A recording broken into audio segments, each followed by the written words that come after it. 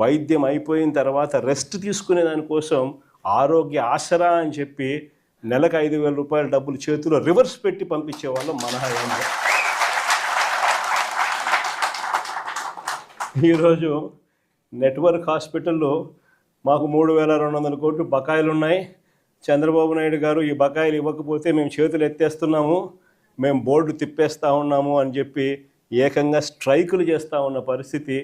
పేదవానికి ఈరోజు ఆరోగ్యం అందుతూ ఉన్నా అందకపోయినా కానీ కనీసం ఆలోచన చేసే నాతుడు కూడా ఈరోజు రాష్ట్రంలో కరువైన పరిస్థితి. ఇలా ఏ వ్యవస్థ చూసుకున్నా ఎక్కడా కూడా మంచి కనపడడంలా, అన్నీ కూడా తిరోగమనమే కనిపిస్తూ ఉన్నాయి. రాష్ట్రానికి సంబంధించి ప్రభుత్వం బాధ్యతగా చేయాల్సినవి ఏవి కూడా బాధ్యతలు నిర్వర్తించడంలా. నాడు నేడు ఆగిపోయింది, మెడికల్ కాలేజీలు అమ్మేస్తూ ఉన్నారు, ముఖ్యమైన రాయలసీమ లిఫ్ట్ వంటి ప్రాజెక్టులన్నీ కూడా చేయకుండా ఆపేసిన కార్యక్రమాలు కనపడతా ఉన్నాయి. రైతుల గురించి పట్టించుకునే నాతుడు లేదు, పిల్లల గురించి పట్టించుకునేవాడు లేడు, అక్క చెల్లెమ్మల గురించి పట్టించుకునేవాడు లేడు. చివరికి అక్క చెల్లెమ్మలకు పొదుపు సంఘాలకు 0 వడ్డీ డబ్బులు కూడా ఇవ్వని పరిస్థితి. స్కీములకు అయితే దేవుడెరుగు, కనీసం 0 వడ్డీకి డబ్బులు కూడా ఇవ్వని పరిస్థితులేకి అక్క చెల్లెమ్మలు మొత్తం నిర్వీర్యమైపోయిన పరిస్థితులు ఈరోజు రాష్ట్రంలో కనిపిస్తూ ఉంది. ఇలాంటి పరిస్థితుల మధ్య వైఎస్ఆర్ కాంగ్రెస్ పార్టీ శ్రేణులు ప్రజల తరపున పోరాటం చేయడానికి వైఎస్ఆర్సీపీ జెండాను చేత పట్టుకుని ప్రజలకు అండగా తోడుగా మేము ఉన్నాము అని చెప్పి ఈరోజు వైఎస్ఆర్సీపీ పార్టీ రాష్ట్ర వ్యాప్తంగా ప్రజలకు తోడుగా ఉందని చెప్పి గర్వంగా కూడా ఈరోజు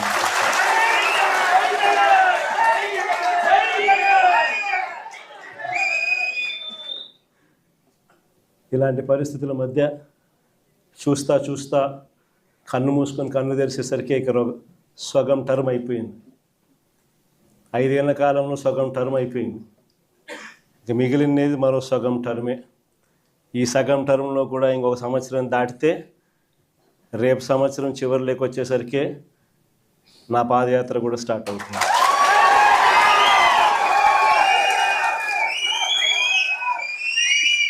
దాని తర్వాత 1.5 సంవత్సరం నేను కూడా రోడ్డు మీదనే ప్రజలతోనే ప్రతి నియోజకవర్గము తిరుగుతూ వస్తా. ఆ తర్వాత ఆ పాదయాత్ర స్టార్ట్ అయిన తర్వాత చంద్రబాబు నాయుడు గారికి వైఎస్ఆర్ కాంగ్రెస్ పార్టీ శ్రేణులు ప్రతిరోజు చంద్రబాబు నాయుడు గారికి సినిమా చూపిస్తాను. చంద్రబాబు నాయుడు గారికి మోస్ట్ ప్రాక్టికల్ సొల్యూషన్ ఇచ్చినాం మనం. అయ్యా చంద్రబాబు గారు, రాష్ట్రానికి ఇప్పుడే కాదు, మీరు చేస్తూ ఉన్న చర్యలతో రాష్ట్రానికి ఎప్పటికీ క్యాపిటల్ లేకుండా చేస్తూ ఉన్నారు.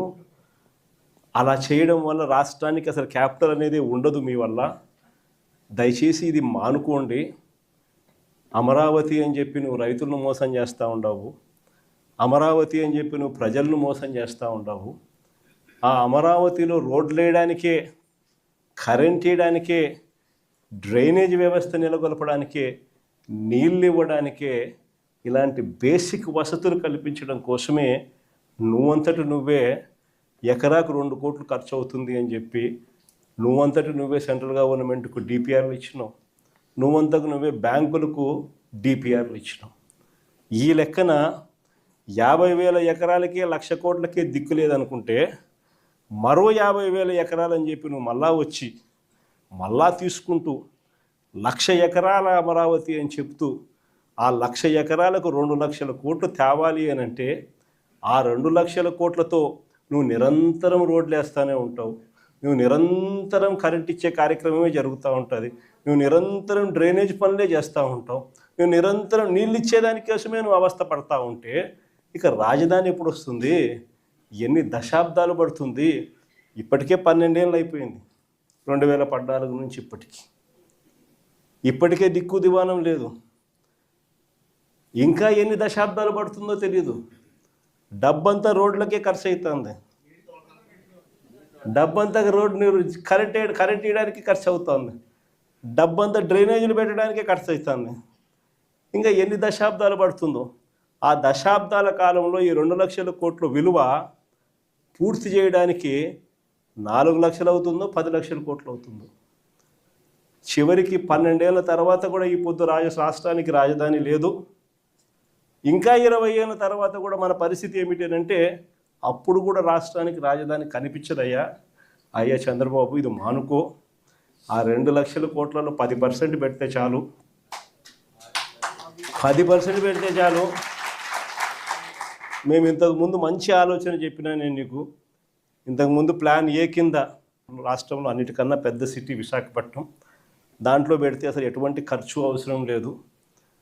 కర్నూలులో న్యాయ రాజధాని కింద అప్పట్లో కర్నూలుకు మనం మాటిచ్చినాము, అది నెరవేరుస్తూ అక్కడ న్యాయ రాజధాని పెడుతూ ఇక్కడే అమరావతిలో లెజిస్లేటివ్ శాసన రాజధానిని కూడా తీసుకొస్తే బాగుంటుందయ్యా అని చెప్తే నానా యాగి చేసి రాజకీయాలు చేసి అది వద్దు అన్నారు. సరే పోనీ, అది వద్దు. పోనీ ఈ ప్రాంతంలో అయినా కానీ నువ్వు చేసే పనికి అసలు రాజధాని లేకుండా పోతుందయ్యా. ఆ పని చేయకుండా కనీసం ఇక్కడైనా ఆలోచన చేయి. మచిలీపట్నంలో నువ్వు కాదయ్యా పోర్టు కట్టింది, మేము కట్టాం. మచిలీపట్నంలో పోర్టు మనం కట్టాం. మన హయాంలోనే మనం భూములు తీసుకుంటాం, మన హయాంలోనే మనము అనుమతులు తీసుకొచ్చినాం, మన హయాంలోనే మనం ఫైనాన్షియల్ క్లోజర్ చేసినాం, మన హయాంలోనే మనం బ్యాంకులతో నీట్గా టైఅప్ కూడా చేసి స్టార్ట్ చేసి 30-40% వర్కులు కూడా పూర్తి చేసినాం మన హయాంలోనే. ఆ పోర్టు అయిపోతుంది. మచిలీపట్నం నుంచి విజయవాడకు కేవలం 70 కిలోమీటర్లు, విజయవాడ నుంచి గుంటూరుకు మరో 40 కిలోమీటర్లు, మొత్తం ఈ 110 కిలోమీటర్లు హైవే ఉందయ్యా. విజయవాడలో ఇంటర్నేషనల్ ఎయిర్పోర్ట్ ఉంది, మచిలీపట్నంలో పోర్ట్ వస్తూ ఉంది. ఈ హైవేకి అటు ఇటుగా ఎక్కడ నువ్వు ఆ బిల్డింగులు ఇక్కడ కడితే దీన్నే మచిలీపట్నంలో నుంచి మా, విజయవాడలో నుంచి విఐ, గుంటూరులో నుంచి గన్ను,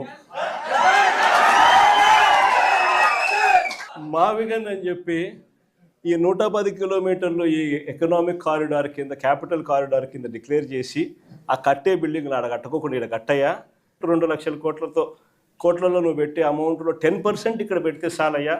ఆ రోడ్ల కనెక్టివిటీని కొంచెం ఇంప్రూవ్ చేస్తే చాలు, బ్రహ్మాండమైన రాజధాని ఇక్కడే తయారవుతుంది. డే 1 నుంచే రాజధాని వస్తుంది, ఒక గ్రోత్ ఇంజిన్ తయారవుతుంది. కనీసం 20 ఏళ్ళ తర్వాత అయినా మన పిల్లలు ఉద్యోగాల కోసం ఎక్కడికెక్కడికో పోవాల్సిన అవసరం లేకుండా మా మావిగంలోనే ఉద్యోగాలు దొరుకుతాయ్యా అని అని చిలకకి చెప్పినట్టు చెప్పినా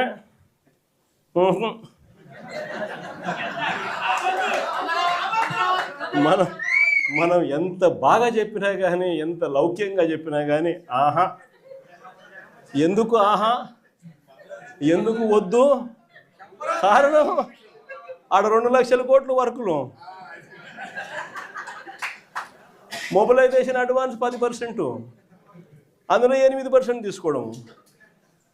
సో ఈ ఆదాయాలు అనేటివి ఉండవు కదా మావిగన్ అంటే, కాబట్టి వద్దు. దాంట్లో కాంట్రాక్టర్లు ఎవడు అంటే ఒకడు ఈనాడు వియంకుడు, ఇంకొకడు బలుసు శ్రీనివాసరావు, ఇంకో బినామీ, అంత ఇల్లే దోచుకోవడం, పంచుకోవడం, తినుకోవడం. అందుకని ఆహా, జగన్ ఏం చెప్పినా ఆహా. ఇంకొక ఆయన ఆంధ్రజ్యోతి ఆయన నుంచి ఆయనకు ఎంత బాధనో, దోచుకునేది, పంచుకునేది, తినుకునేది కట్ అయిపోతుందని చెప్పి ఆయనకి ఎంత బాధ. వైఎస్ఆర్సీపీ శ్రేణులందరి మీద అన్యాయమైన మాటలు, దుర్మార్గమైన మాటలు మాట్లాడతారు. అసలు నిజం చెప్పాలంటే నేను ఇదే రాధాకృష్ణకి చెప్తా ఉండా, నువ్వు అన్న మాటలు రేపొద్దున మా ప్రభుత్వం వచ్చినాక నిన్ను తిప్పని స్టేషన్కి చెప్పడం. వైఎస్ఆర్సీపీ శ్రేణులను, వైఎస్ఆర్సీపీ కార్యకర్తల భార్యలంటే నీకు అంత అలుసుగా కనిపిస్తుందా రాధాకృష్ణ అని చెప్పి నేను చెప్తాను. ఎవరికైనా వాళ్ళకైనా భార్యలు ఉంటారు, వారి భార్యలను ఉద్దేశించి మనలో ఎవరైనా కానీ మనమైనా కూడా అలా మాట్లాడితే వాళ్ళకి నచ్చుతుందా? ఎవరికి నచ్చదు.